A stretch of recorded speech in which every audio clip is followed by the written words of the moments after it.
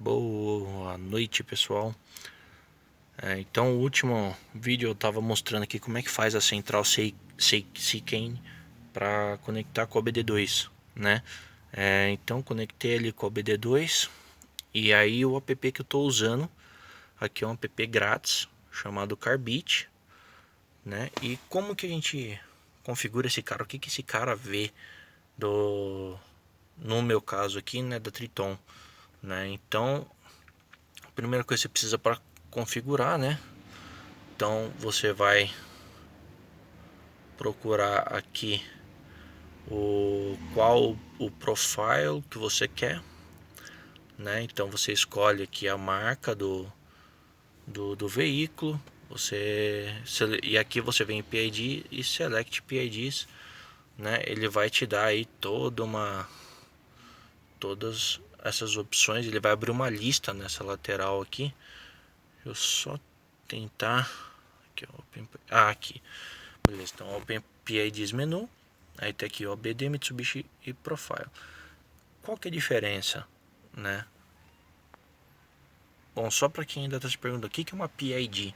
Uma PID é uma informação, tá? Cada PID que você tem é uma informação que você consegue pegar da central do veículo. Então aqui você tem as que são no padrão OBD, que vai para qualquer carro que tiver conexão OBD, que, se eu não me engano, acima de 2000, aqui no Brasil é acima de 2008, tá? Mas antes disso já tinham carros que eram OBD2, tá? Aqui tem alguns que são exclusivos da Mitsubishi, e o Profile, que é alguns que já vêm meio que pré-montados, né? Que é o caso, por exemplo, que eu peguei da Pajero Diesel, tá? Então o que acontece? Quando você vem em Mitsubishi, ele te dá uma puta lista, tem tudo. Por quê? Porque ele vai para todos os Mitsubishi. Ele vai pegar do Lancer Evo, ele vai pegar do Colt, ele vai pegar da TR4, da Pajero Full HPE, V6. E são dados diferentes, são protocolos diferentes, tá?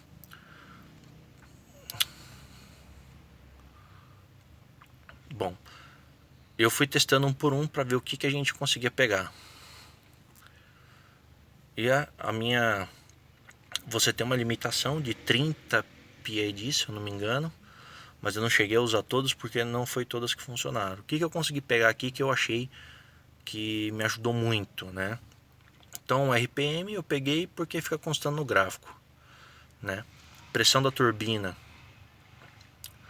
Pressão da turbina já me ajudou a identificar, por exemplo, hoje eu sei que meu carro deveria estar chegando a 0.8, ele não chega, ele está chegando a 0.7, provavelmente tem alguma coisa lá que não está permitindo ele chegar na pressão que deveria, então eu vou ter que dar uma olhada.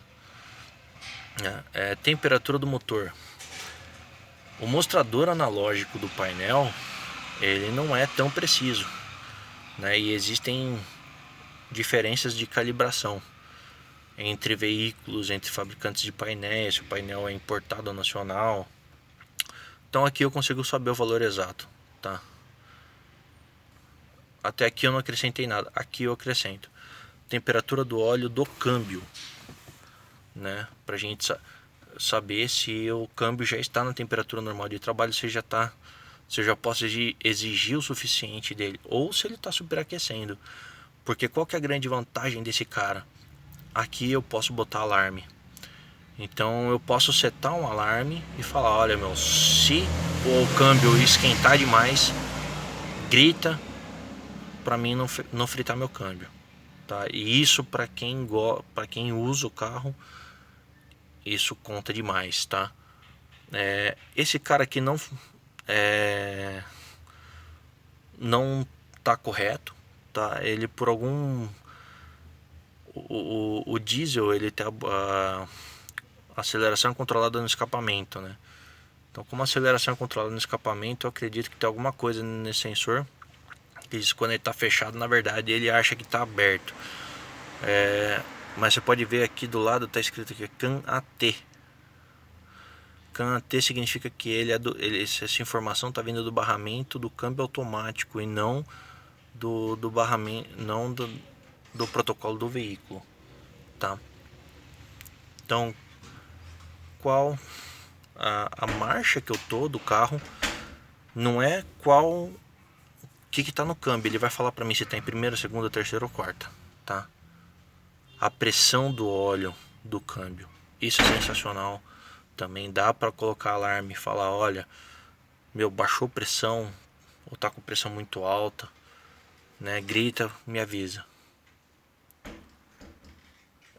A chave do câmbio aí realmente é a seletora, né? Onde está a seletora. O valve DCC eu ainda não sei o que é, mas eu sei que ele está pegando alguns valores aí bem... também é do câmbio automático, então eu não sei direito o que é, ainda vou ter que pesquisar, tá? Velocidade de entrada do câmbio, né? Do eixo de entrada e do eixo de... Aliás, desculpa, do eixo de saída e do eixo de entrada. Então a gente consegue saber, teoricamente, né, o eixo de entrada deveria estar junto com o RPM do motor, menos enquanto ele estiver embreado. E a de saída basicamente a da roda, dá para calcular a velocidade a partir daqui, né? O solenoide da borboleta, aí você vê aqui já é outro protocolo, 4D56. 4D56 é aquele motor 2.5 mais antigo. Porém, lá fora, né, a Triton não saiu com esse motor. Esse 4M41 aqui é uma exclusividade nossa. Lá fora a mecânica manteve-se a mesma da antiga L200 Outdoor, né? Então o sistema de injeção é o mesmo, tá? Eu não sei o que é throttle solenoid, eu não sei o que é isso especificamente no motor ainda estou pesquisando, tá? Valor aprendido de injeção de combustível, né? Então 10 mA aqui é o que ele está usando para jogar, para acionar o bico provavelmente, toda hora. Limite de fumaceamento, isso definido pelo fabricante lá na época, né? Posição da EGR em tempo real, isso é bem interessante observar esse comportamento para quem não conhece, igual eu não conhecia, não entendia nada disso e tinha medo desse cara. Agora deu para ter uma outra visão. Grid CA, não sei o que é. Tempo de injeção, né? Padrão. Esse small injection, não sei o que é. Eu sei que quando a gente tá andando ele fica oscilando ali entre 1, 2, 3 e 4. Tá? Eu não sei se é alguma compensação na injeção de combustível ou alguma coisa. 22 graus de temperatura da entrada de ar, tá? Eu não sei se isso é antes ou depois do intercooler, tá? Eu acredito que seja antes. Mas se for depois, dá para ter uma boa ideia da eficiência ou falta de eficiência do intercooler. Então eu também pretendo dar uma investigada a mais. E a tensão da bateria.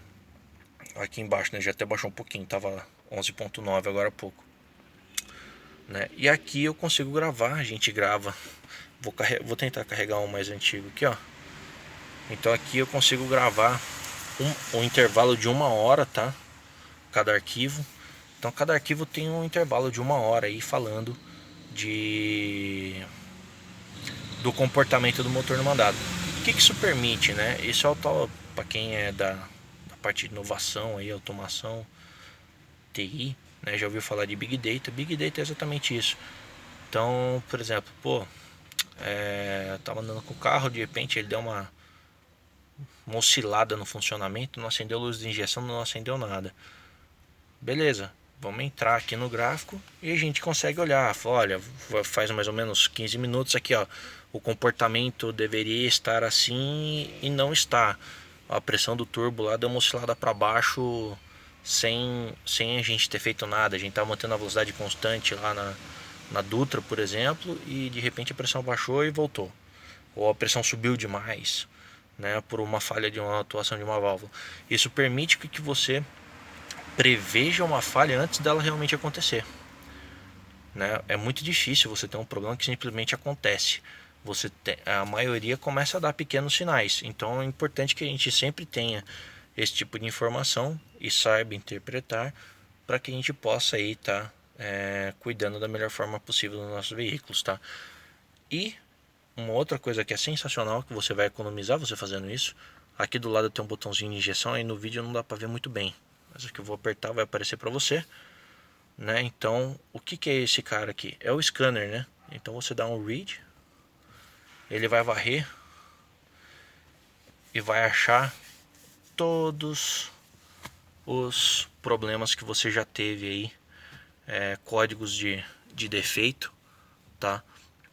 Então aqui eu tive um problema nesse carro em dezembro, né? Então aqui tá falando todos esses caras aqui, ó, tiveram problemas, né? Mitsubishi histórico, né? Tá escrito aqui, então não é de agora, tá? Então mesmo que você dê clear, ele volta, tá? Aí ele vai ler de novo. Então sempre puxou aqui do histórico. Então, cara, vai no mecânico, você já tem o seu scanner, né? Você consegue, você não precisa nem falar para ele, você pode confrontar ele, né? Como eu fiz, né? Com, se você não conhece ou se você está numa região mais remota. Agora eu vou irritar umas pessoas, né? Eu quero ver seu diesel totalmente mecânico fazer isso. O seu diesel totalmente mecânico, meu amigo, você tá na mão de bombista, você tá na mão de mecânico. Você não vai arrumar sua bomba na estrada e não vai identificar o defeito dela sozinho.